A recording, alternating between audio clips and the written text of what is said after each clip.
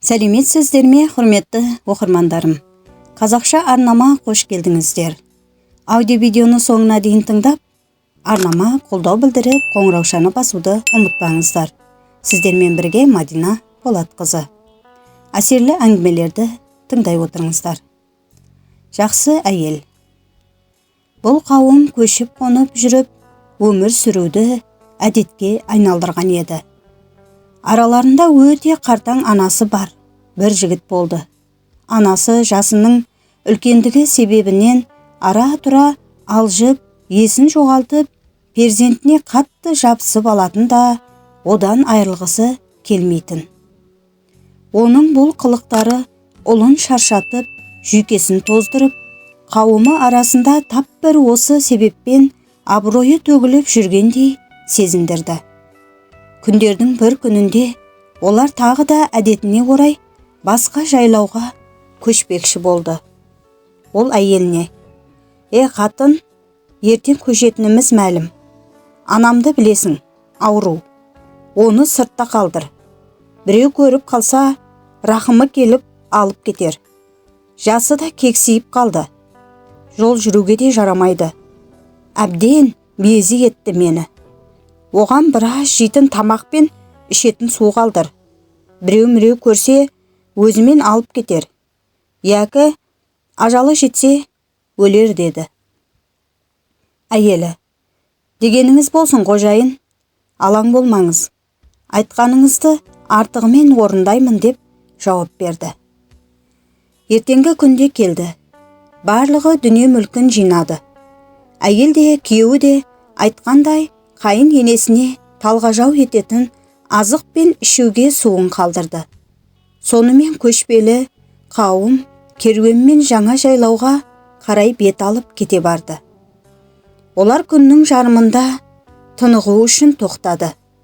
Анасын ескі қоныста қалдырған жігіт әйелін шақырып, ұлын жанына әкелуін сұрады. Оның жалғыз ғана 1 жасар ұлы бар еді. Ол ұлын өте қатты жақсы көретін. Жиі еркелетіп, құшағына алып, маңдайынан иіскейтін. Әйелің оның сұрағына үндемеді. Ұлымды алып кел дедім ғой саған, деп зікіді. Әйелі: оны анаңызбен қалдырдым. Бізге оның қажеті жоқ, деді саспай. Мұны естіген күйеуі үстіне біреу мұздай су құя салғандай әсер алып, айқайлай жіберді. Не үшін? Әйелі: өйткені олда бір күні есейеді. Анаңызды елсіз еске қонысқа қалдырғаныңыз тәрізді, ұлыңыз да сізді тастап кетеді. Сіздің істеген ісіңізді қайталайды. Мұндай перзенттің бізге керегі жоқ, деді жайбарақат. Әйелінің бұл жауабы оған найзағай түскендей әсер етті. Атын жүгендеп, ескі қонысқа қарай шаба жөнелді. Көшкен қоныстарына қас қарайған шақта келіп жетті. Әдетте дүйім жұрт көшсе, олардан қалған құтқан нәрселердің арасынан тамақ іздеп, жабайы жыртқыш аңдар келетін. Жан-жағына қарағаны сол, бір шетте анасы, оның ұлын бауырына қатты қысып алған. Екеуінің айналасын шабуылға дайын тұрған бір топ аш бөрілер қоршап тұр екен.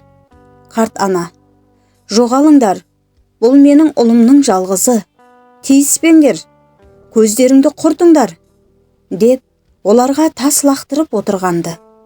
Мұны көрген жігіттің жүрегі өрекпіп, қолына мылтығын алды да, бөрілердің бірін атып, сұлатып түсірді. Қалғандары мылтықтың дауысынан қаша жөнелді. Ол лезде атынан түсіп, анасын құшағына алды. Бет-жүзін көздерінен аққан жасы жуып, ащы өксікпен: анашым, мені кешіріңізші, деп сан рет қайталады. Оларды атына мінгестіріп, жаңа қоныстарына қайтты. Содан кейін бұл жігіт анасына ерекше мейірімді болды. Алла тағала оған дана әйел нәсіп еткеніне қуанды. Енді ол басқа жаққа көшетін болса, ең әуелі анасын түйеге мінгізіп, өмірінің соңына дейін оған қызмет қылуға бел байлады. Құрметті оқырмандар, осы тақырыпқа байланысты өз пікірлеріңізді қалдырып, арнама қолдау білдіріп, қоңыраушаны басуды ұмытпаңыздар. Сіздермен бірге болған Мадина Болатқызы. Ата-аналарымыз аман болсын.